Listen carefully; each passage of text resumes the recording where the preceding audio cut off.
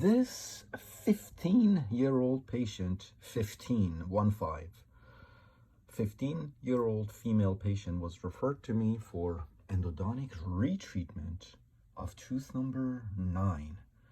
Patient was here with her mother.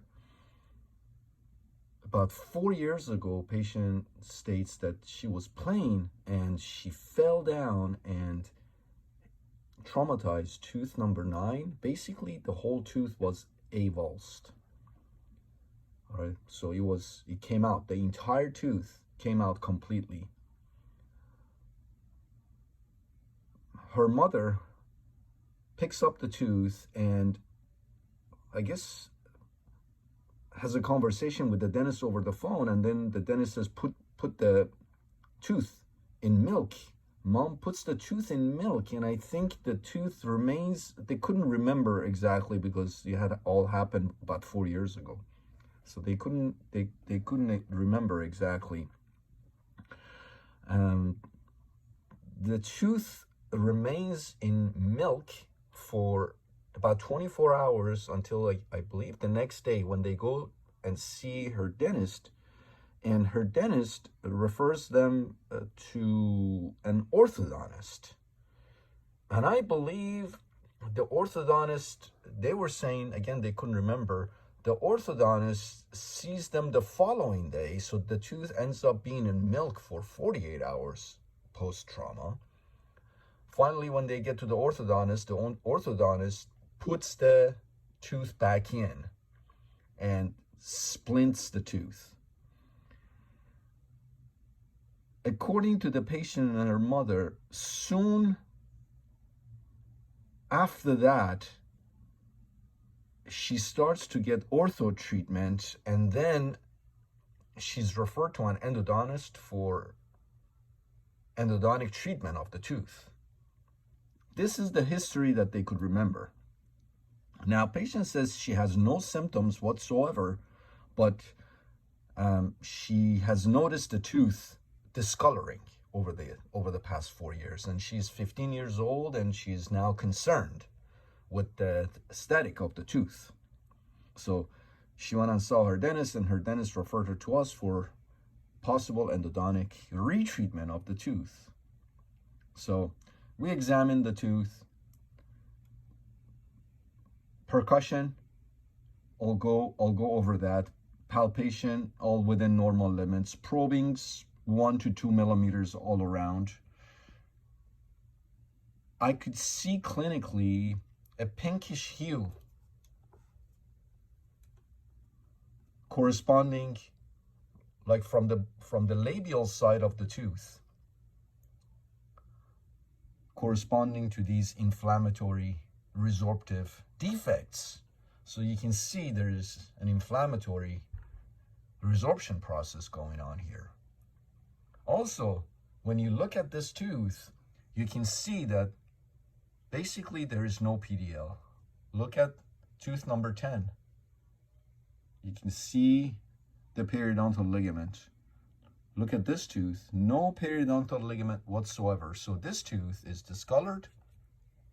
There is inflammatory resorption going on. And on top of that, it is ankylosed. So it's ankylosed. It's ankylosed to the bone.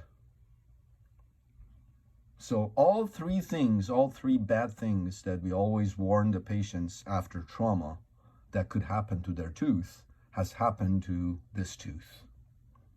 Now this patient, as I said, is 15 years old, and when you have a tooth that's ankylosed, what happens to a tooth that's ankylosed on a patient that is still growing? I want you to put that in the comments. What happens to the patient's, in this case, maxilla, if they have an ankylosed tooth? What happens as they're growing? So I want you to put that in the comments. Anyways, I went over all of that with the patient and her mother. And so what they need to do is basically they need to figure out if she's stopped growing or still growing. And that's something that an orthodontist can figure out. And I want you to put that in the comment how an orthodontist can figure out. And I want to have a discussion going.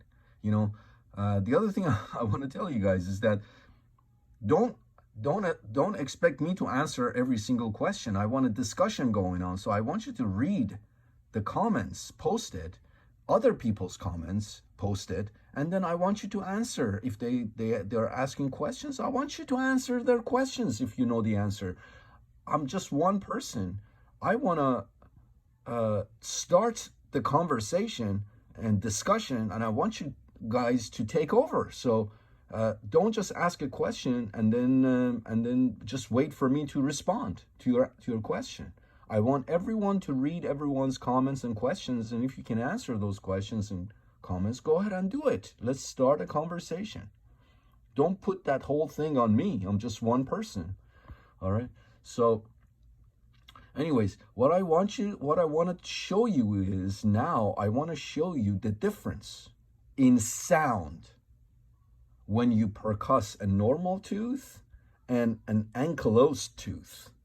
Because based on the sound of percussion, the percussion sound that an ankylosed tooth can make, you can determine whether or not the tooth is ankylosed or not. So watch this video and pay attention to the sound of the percussion of tooth number 9 here as compared to the adjacent teeth.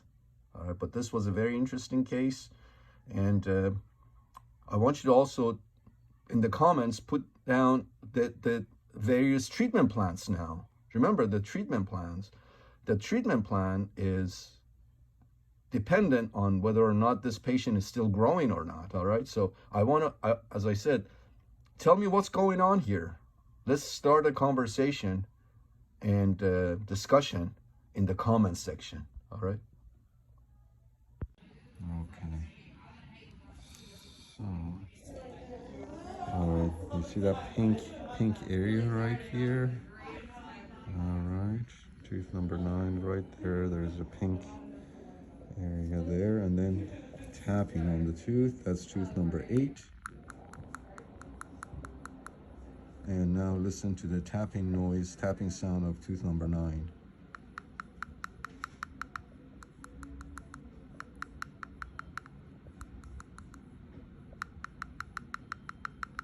Completely different sound. All right, so let's take some